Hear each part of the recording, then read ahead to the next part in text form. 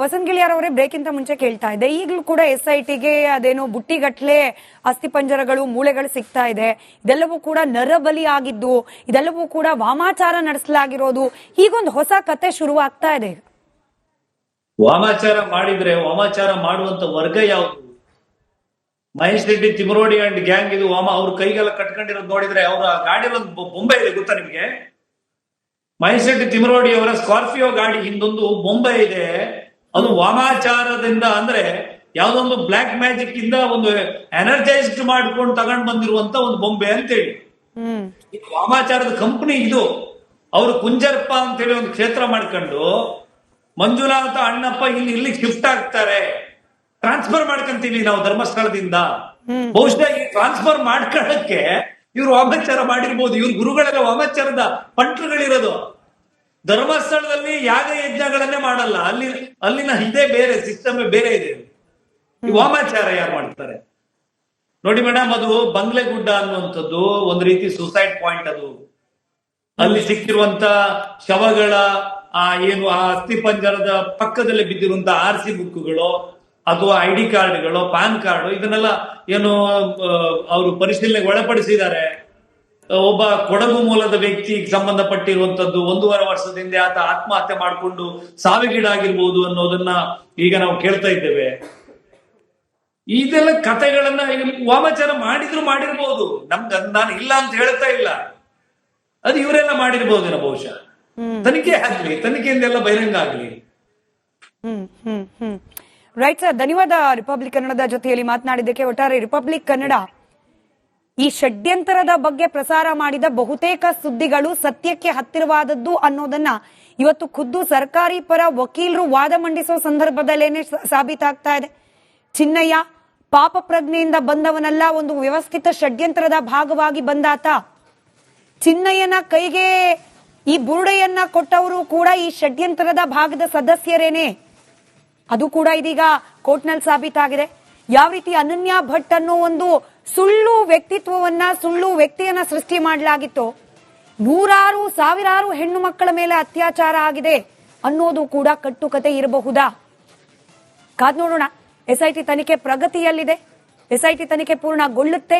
ಅದರ ನಡುವೆ ಈಗೇನು ಹೈಕೋರ್ಟ್ಗೆ ಅರ್ಜಿಯನ್ನ ಸಲ್ಲಿಸಲಾಗಿದೆ. ಹೈಕೋರ್ಟ್ ಮತ್ತಷ್ಟು ಉತ್ಖನನಕ್ಕೆ ಅವಕಾಶವನ್ನ ಕೊಟ್ಟಾದ ಮೇಲೆ ಅಟ್ಲೀಸ್ಟ್ ಇದಕ್ಕೆ ಈ ನೂರಾರು ಶವಗಳು, ಸಾವಿರಾರು ಶವಗಳ ಆ ಕತೆಗೆ ಪೂರಕವಾದ ಸಾಕ್ಷ್ಯಗಳು ಆಗ್ಲಾದ್ರೂ ಸಿಗತ್ತಾ? ಈಗಲೂ ಕೂಡ ಧರ್ಮಸ್ಥಳದ ವಿಚಾರದಲ್ಲಿ ಒಂದಷ್ಟು ಪ್ರಶ್ನೆಗಳು ಉತ್ತರ ಸಿಗೋದು ಬಾಕಿ ಇದೆ. ಅತಿ ಶೀಘ್ರದಲ್ಲಿ ಅದು ಸಿಗ್ಲಿ ಅಂತ ಭಾವಿಸೋಣ. ವಸಂತ್ ಗಿಳಿಯಾರ್ ಅವರೇ ಬ್ರೇಕ್ ಇಂತ ಮುಂಚೆ ಕೇಳ್ತಾ ಇದ್ದೆ, ಈಗಲೂ ಕೂಡ SITಗೆ ಅದೇನೋ ಬುಟ್ಟಿಗಟ್ಲೆ ಅಸ್ಥಿಪಂಜರಗಳು ಮೂಳೆಗಳು ಸಿಗ್ತಾ ಇದೆ, ಇದೆಲ್ಲವೂ ಕೂಡ ನರಬಲಿ ಆಗಿದ್ದು, ಇದೆಲ್ಲವೂ ಕೂಡ ವಾಮಾಚಾರ ನಡೆಸಲಾಗಿರೋದು, ಹೀಗೊಂದು ಹೊಸ ಕತೆ ಶುರುವಾಗ್ತಾ ಇದೆ. ವಾಮಾಚಾರ ಮಾಡಿದ್ರೆ ವಾಮಾಚಾರ ಮಾಡುವಂತ ವರ್ಗ ಯಾವುದು?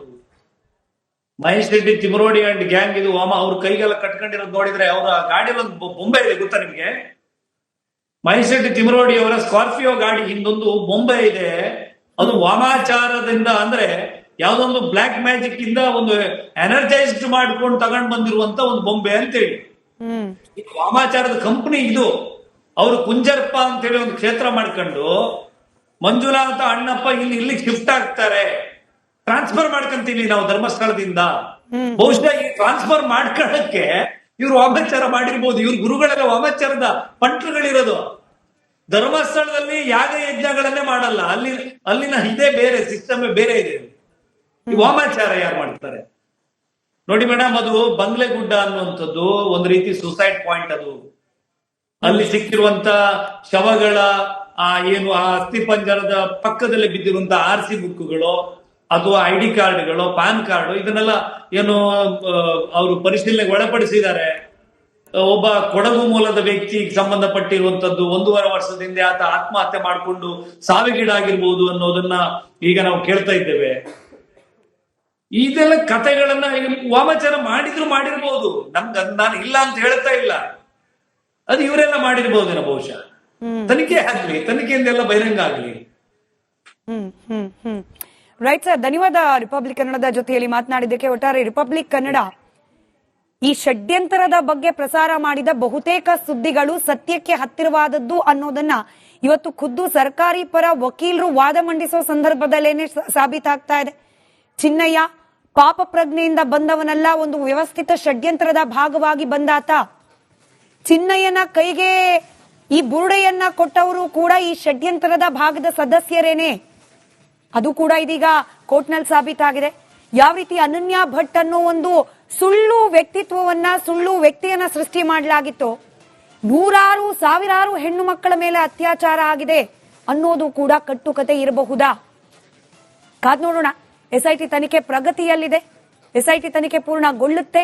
ಅದರ ನಡುವೆ ಈಗೇನು ಹೈಕೋರ್ಟ್ಗೆ ಅರ್ಜಿಯನ್ನ ಸಲ್ಲಿಸಲಾಗಿದೆ. ಹೈಕೋರ್ಟ್ ಮತ್ತಷ್ಟು ಉತ್ಖನನಕ್ಕೆ ಅವಕಾಶವನ್ನ ಕೊಟ್ಟಾದ ಮೇಲೆ ಅಟ್ಲೀಸ್ಟ್ ಇದಕ್ಕೆ ಈ ನೂರಾರು ಶವಗಳು, ಸಾವಿರಾರು ಶವಗಳ ಆ ಕತೆಗೆ ಪೂರಕವಾದ ಸಾಕ್ಷ್ಯಗಳು ಆಗ್ಲಾದ್ರೂ ಸಿಗತ್ತಾ? ಈಗಲೂ ಕೂಡ ಧರ್ಮಸ್ಥಳದ ವಿಚಾರದಲ್ಲಿ ಒಂದಷ್ಟು ಪ್ರಶ್ನೆಗಳು ಉತ್ತರ ಸಿಗೋದು ಬಾಕಿ ಇದೆ. ಅತಿ ಶೀಘ್ರದಲ್ಲಿ ಅದು ಸಿಗ್ಲಿ ಅಂತ ಭಾವಿಸೋಣ. ವಸಂತ್ ಗಿಳಿಯಾರ್ ಅವರೇ, ಬ್ರೇಕ್ಗಿಂತ ಮುಂಚೆ ಕೇಳ್ತಾ ಇದೆ, ಈಗಲೂ ಕೂಡ ಎಸ್ಐಟಿಗೆ ಅದೇನೋ ಬುಟ್ಟಿಗಟ್ಲೆ ಅಸ್ಥಿಪಂಜರಗಳು, ಮೂಳೆಗಳು ಸಿಗ್ತಾ ಇದೆ. ಇದೆಲ್ಲವೂ ಕೂಡ ನರಬಲಿ ಆಗಿದ್ದು, ಇದೆಲ್ಲವೂ ಕೂಡ ವಾಮಾಚಾರ ನಡೆಸಲಾಗಿರೋದು, ಹೀಗೊಂದು ಹೊಸ ಕತೆ ಶುರುವಾಗ್ತಾ ಇದೆ. ವಾಮಾಚಾರ ಮಾಡಿದ್ರೆ ವಾಮಾಚಾರ ಮಾಡುವಂತ ವರ್ಗ ಯಾವುದು? ಮಹೇಶ್ ರೆಡ್ಡಿ, ತಿಮರೋಡಿ ಅಂಡ್ ಗ್ಯಾಂಗ್ ಇದು ಅವ್ರ ಕೈಗೆಲ್ಲ ಕಟ್ಕೊಂಡಿರೋದು ನೋಡಿದ್ರೆ ಅವರ ಗಾಡಿಯಲ್ಲೊಂದು ಬೊಂಬೆ ಇದೆ, ಗೊತ್ತಾ ನಿಮ್ಗೆ? ಮಹೇಶ್ ರೆಡ್ಡಿ ತಿಮರೋಡಿ ಅವರ ಸ್ಕಾರ್ಪಿಯೋ ಗಾಡಿ ಹಿಂದೊಂದು ಬೊಂಬೆ ಇದೆ.